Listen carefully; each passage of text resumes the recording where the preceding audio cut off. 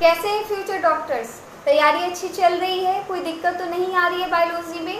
कोई भी दिक्कत आपको बायोलॉजी में हो, आप कमेंट बॉक्स में कमेंट करें, मैं आपके प्रॉब्लम को सॉल्व करूँगी। प्रीवियस वीडियो में हमने अनएस्टिमेट के बारे में पढ़ा था। अब हम आगे चैप्टर की ओर बढ़ेंगे। आज हम व्हाट इज़ लिविंग और कुछ part diversity in living world के कवर करेंगे। तो आइए चलते हैं साथ में और पढ़ाई करते हैं और चैप्टर को जल्दी जल्दी कंप्लीट करते हैं ताकि रिवीजन के लिए ज़्यादा से ज़्यादा टाइम बचे। तो आगे बढ़ते हैं हम चैप्टर की ओर। हमारा चैप्टर का पहला टॉपिक है व्हाट इज़ लिविंग। ऑलरेडी मैंने इस चैप्टर का पहला लेक्चर अपलोड कर दिया है जिसमें मैंने बताया है अर्नेस्ट मेयर के बारे में, जो कि हमारे पहले चैप्टर के पहले साइंटिस्ट हैं। उससे रिलेटेड एक भी क्वेश्चन आपके मिस नहीं होंगे। आप जाइए उस लेक्चर को देखिए, पढ़िए, नोट कीजिए, पॉइंट आउट कीजिए और उसको ध्यान से सुनिए ताकि एक भी क्वेश्चन मिस ना हो आपके। अगर आपने वो लेक्चर नहीं देखा है तो उसके लिंक आपको डिस्क्रिप्शन में मिल जाएंगे, उस लिंक पे जाकर के पढ़िए। अब हम आगे बढ़ते हैं अपने पहले topic what is living. Living क्या है आप सभी को पता होगा, फिर भी आइए हम इसे डिस्कस करते हैं। लिविंग क्या है? समथिंग विच इज़ अलाइव और something which carry out various circular activities, वो लिविंग है जिसके अंदर कुछ केमिकल रिएक्शंस होते हैं। आपने मेटाबॉलिज्म का नाम सुना होगा। मेटाबॉलिज्म एक ऐसा फैक्टर है, एक ऐसा कैरेक्टरिस्टिक्स है लिविंग का जिसमें कोई भी एक्सेप्शन नहीं आता है, जिसकी वजह से नॉन लिविंग और लिविंग को हम इजीली कैरेक्टराइज कर सकते हैं। जिसमें अब हम आगे बढ़ते हैं। Characteristics of living: growth, reproduction, metabolism, consciousness, self replication, interaction, ये सारे लिविंग के कैरेक्टरिस्टिक्स हैं। अब एक एक करके हम इन सारे पॉइंट्स को डील करेंगे। पहला जो पॉइंट है वो है ग्रोथ। हमें जो एनसीईआरटी में पढ़ना है उसमें सबसे पहला लाइन जो लिखा हुआ है, all living can grow, non living can also grow. इसमें पहले लाइन में ये नहीं बताया है कि नॉन लिविंग भी ग्रो कर सकता है, लेकिन जैसे ही हम आगे बढ़ेंगे उसमें ये भी बताया है कि non living can also grow. तो जब हम एनसीईआरटी को पढ़ेंगे तो उसमें पहला लिखा हुआ है twin characteristics, increase in mass, increase in number. आपसे क्वेश्चन पूछे जाते हैं नीट में, ट्विन कैरेक्टरिस्टिक्स क्या हैं?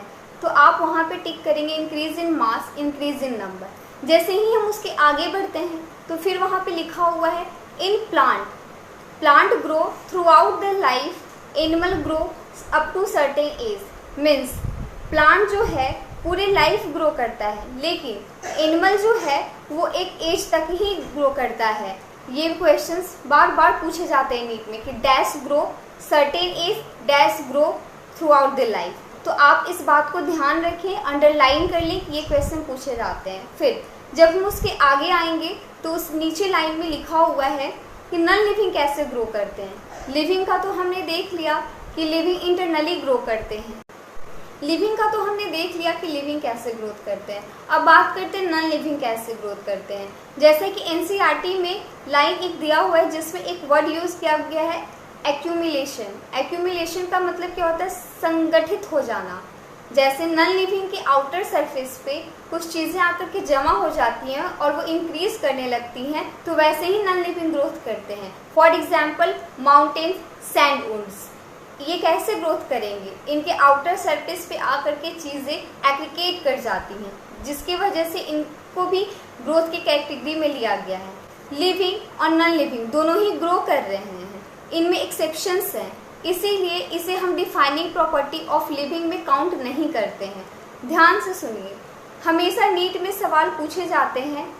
पहला जो हमने अभी टॉपिक डील किया उसमें पहला सवाल ये पूछा जाता है ट्विन कैरेक्टरिस्टिक्स क्या क्या हैं?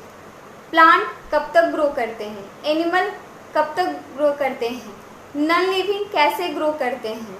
उसके बाद फिर पूछता है कि डिफाइनिंग प्रॉपर्टी क्या क्या है, नॉन डिफाइनिंग प्रॉपर्टी क्या क्या है। तो ग्रोथ हमारा डिफाइनिंग प्रॉपर्टी नहीं है क्योंकि इसमें एक्सेप्शन है, नॉन लिविंग भी ग्रो कर रहा है एक्यूमुलेशन के थ्रू। अब हम आगे बढ़ेंगे आप सभी के फेवरेट कैरेक्टरिस्टिक्स रिप्रोडक्शन की ओर। आप सभी का ये फेवरेट टॉपिक रहा होगा 8th के समय, 10th के समय। आप सभी ने बहुत ही मन लगा करके पढ़ाई किया होगा सिर्फ और सिर्फ इसी टॉपिक में और इसी चैप्टर में। हम इतना ही पढ़ेंगे जितना एनटीए हर बार नीट में पूछता है। हम एक्स्ट्रा चीज़ों को इंक्लूड नहीं करेंगे, डाइवर्ट हो जाएंगे उससे।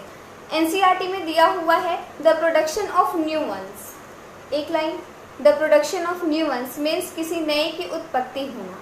उसके बाद आते हैं तो दिया हुआ है एनसीईआरटी में रिप्रोडक्शन सेक्सुअली होते हैं, असेक्सुअली होते हैं। सेक्सुअली में ह्यूमंस, असेक्सुअली में प्लेनेरिया और हाइड्रा।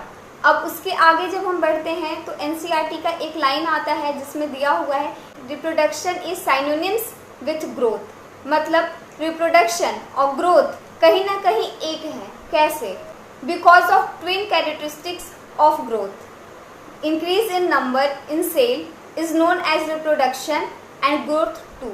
मतलब रिप्रोडक्शन और ग्रोथ दोनों ही एक हैं। कैसे?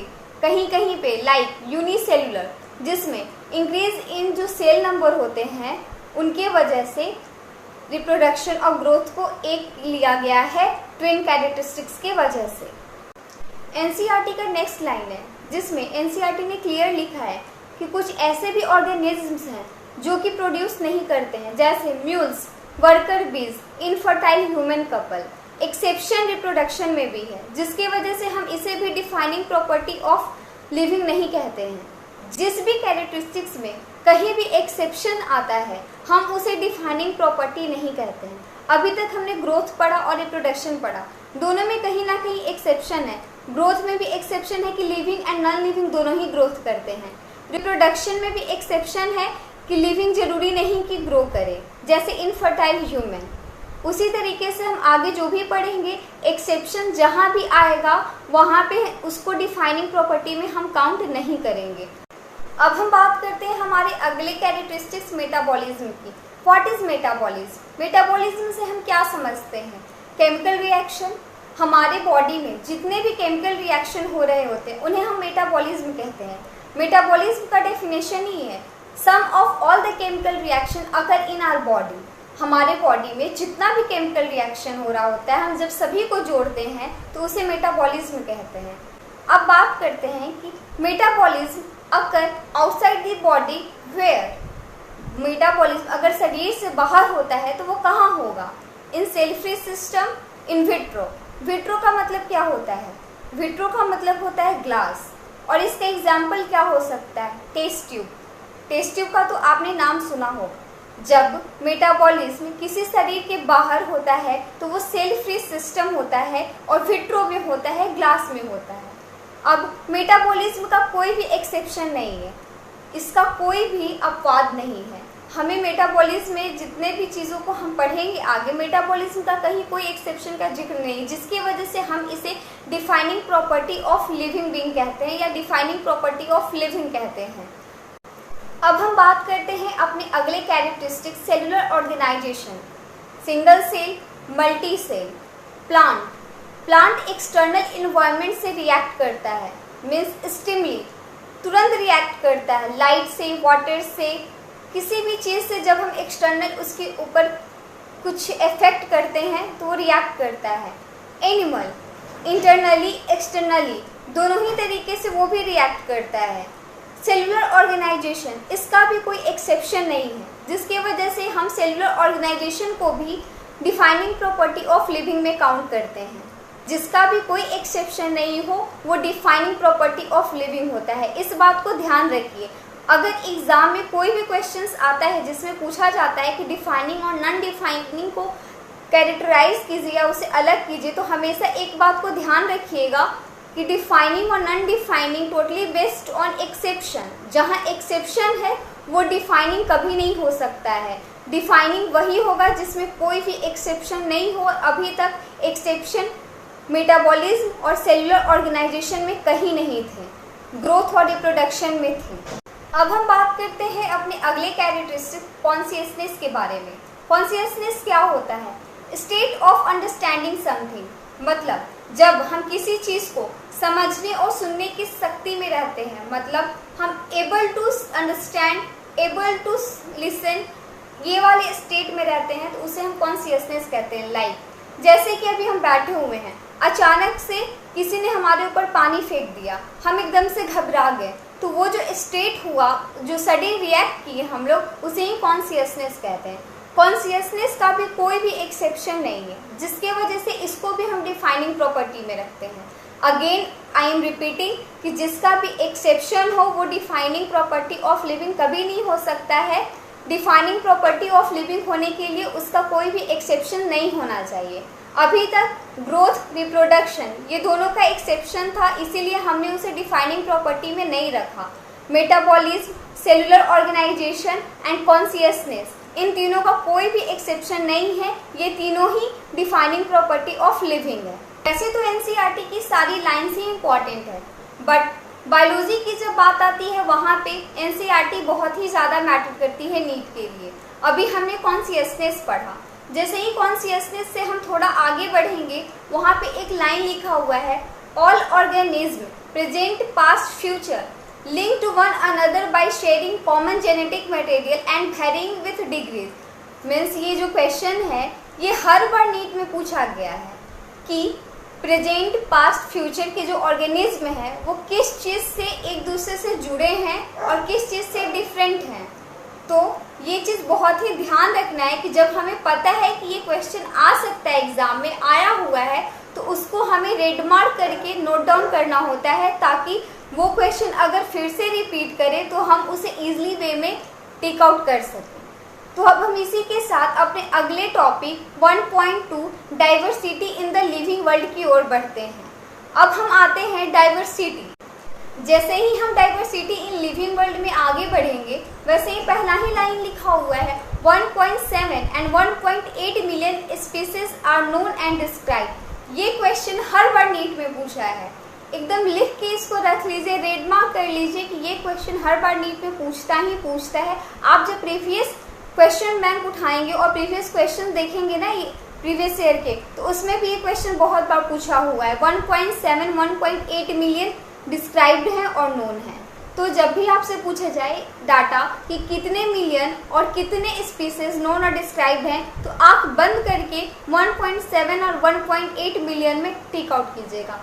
मेन हमें जो इस टॉपिक में पढ़ना है वो है nomenclature, identification, taxonomy, taxonomical hierarchy, nomenclature rule. अब हम बात करते हैं कि नॉमेनक्लेचर क्या होता है, आइडेंटिफिकेशन क्या होता है, टैक्सोनॉमी क्या होता है, टैक्सा क्या होता है, टैक्सॉन क्या होता है।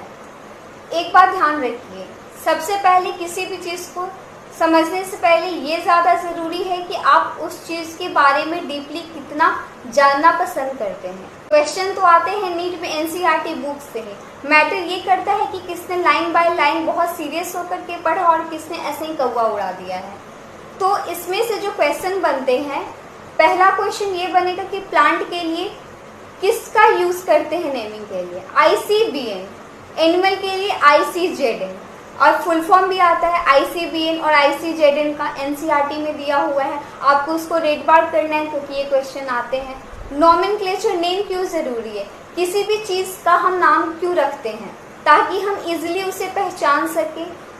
ओवरऑल हम इतना समझते हैं कि नेमिंग का जो मोटो है वो सिर्फ और सिर्फ इसलिए है कि हम किसी भी चीज़ को इजीली पहचान सकें।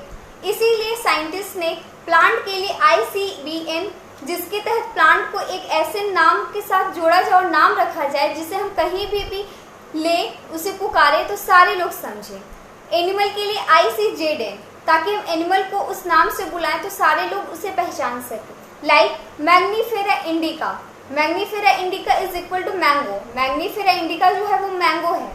मैग्नीफेरा, कार्ल लिनस एक साइंटिस्ट थे जिन्होंने कहा कि किसी भी नाम के दो कंपोनेंट होते हैं, जेनेरिक, स्पेसिफिक। पहला जो वर्ड होता है उसे जेनेरिक कहते हैं, जो दूसरा वर्ड होता है उसे स्पेसिफिक कहते हैं। जैसे कि हमारे नाम में दो नाम आता है, एक हमारा नाम आता है, दूसरा हमारा टाइटल आता है।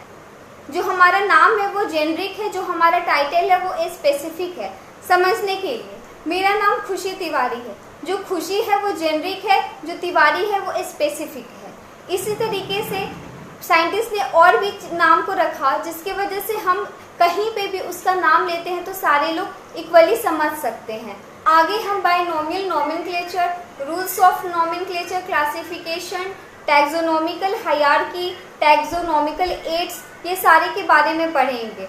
आज हमने कवर किया अपने पहले टॉपिक व्हाट इज लिविंग, और इसके पहले हमने अपने वीडियो में कवर किया था पहले साइंटिस्ट अर्नेस्ट मेयर के बारे में। तो ऐसे ही हमारे साथ बने रहें ताकि हम जल्दी जल्दी इस चैप्टर को कवर करें, अच्छे से MTG फिंगरप्रिंट्स को सॉल्व करें और इजी वे में नीट को क्रैक करें। तो आज के लिए इतना काफ़ी है, मिलते हैं फिर कल के लिए, बाय बाय।